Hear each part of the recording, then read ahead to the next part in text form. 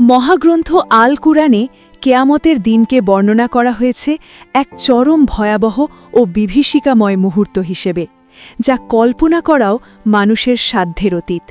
সেই দিনকে স্মরণে রেখে আল্লাহ তাআলা বিচার দিবস, ফায়সালার দিন বা পুনরুত্থান দিবসের মতো বিভিন্ন নামে অভিহিত করেছেন। সিনিয়র রিপোর্টার জাহাঙ্গীর আলমের প্রতিবেদনে দেখুন বিস্তারিত। ক্যামেরায় ছিলেন সোহানুর রহমান। মহাগ্রন্থ আল কোরআনের সূরা কারিয়াতে বলা হয়েছে, কিয়ামতের দিন হবে এক ভয়াবহ ও বিভীষিকাময় দিন। এই ভয়াবহতা যে কত ব্যাপক হবে তা কল্পনা করা মানুষের পক্ষে সম্ভব নয়। আল্লাহ তাআলা বলেন, সেদিন মানুষ বিক্ষিপ্ত পতঙ্গের মতো হবে। আয়াত ৪। অন্য আয়াতে তিনি বলেন, যেদিন কিয়ামত উপস্থিত হবে সেদিন মানুষ পলায়ন করবে তার ভাই থেকে এবং তার মা, তার বাবা, তার স্ত্রী ও সন্তান থেকে। সেদিন তাদের প্রত্যেকের অবস্থা হবে গুরুতর, যা তাকে সম্পূর্ণভাবে ব্যতিব্যস্ত করে রাখবে। সূরা আবাসা ৩৩-৩৭। সূরা হজের ১-২ আয়াতে রব্বুল আলামিন আরও বলেন, হে মানুষ, তোমরা তোমাদের পালনকর্তাকে ভয় করো। কিয়ামতের প্রকম্পন এক ভয়ঙ্কর ব্যাপার।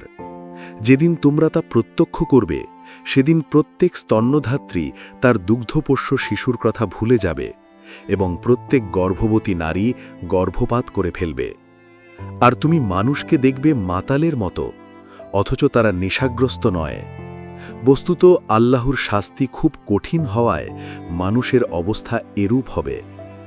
হাদিসের বর্ণনা অনুযায়ী এই মহাপ্রলয় সংঘটিত হওয়ার আগে পৃথিবীতে বেশ কিছু বড় আলামত প্রকাশ পাবে। তার মধ্যে অন্যতম একটি আলামত হল মধ্যপ্রাচ্যের ঐতিহাসিক ফোরাত নদী বা ইউফ্রেটিস শুকিয়ে যাওয়া এবং সেখান থেকে স্বর্ণের পাহাড় উন্মোচিত হওয়া।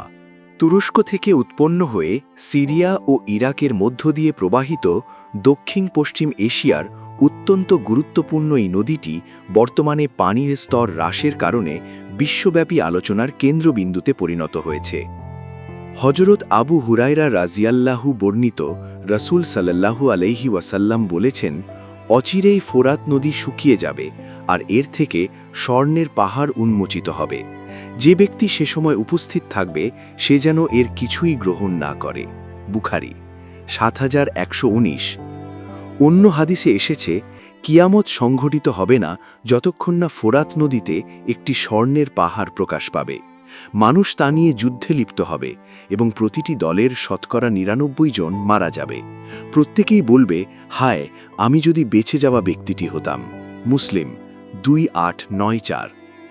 বর্ণনায় এসেছে, এই সম্পদকে কেন্দ্র করে মানুষের মধ্যে ভয়াবহ যুদ্ধ সংঘটিত হবে এবং যুদ্ধে অংশগ্রহণকারী প্রতি ১০০ জনের মধ্যে ৯৯ জনই প্রাণ হারাবে।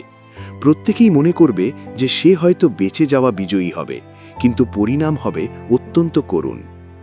ইসলামী স্কলারদের মতে এই স্বর্ণের পাহাড়ের অর্থ দুইভাবে হতে পারে। নদীর শুকিয়ে যাওয়া স্থানে প্রাকৃতিকভাবে কোনো স্বর্ণের পাহাড়ের আবির্ভাব ঘটা, অথবা নদীর তলদেশে বিশাল কোনো স্বর্ণের খনি উন্মোচিত হওয়া। যদিও কিছু গবেষক একে রূপক অর্থে কালো সোনা বা তেল হিসেবে ব্যাখ্যা করতে চেয়েছেন, তবে বিখ্যাত মুহাদ্দিসগণ সরাসরি স্বর্ণের অর্থকেই প্রাধান্য দিয়েছেন। এই ঘটনা ইমাম মাহাদির আগমনের ঠিক পূর্বে সংঘটিত হবে।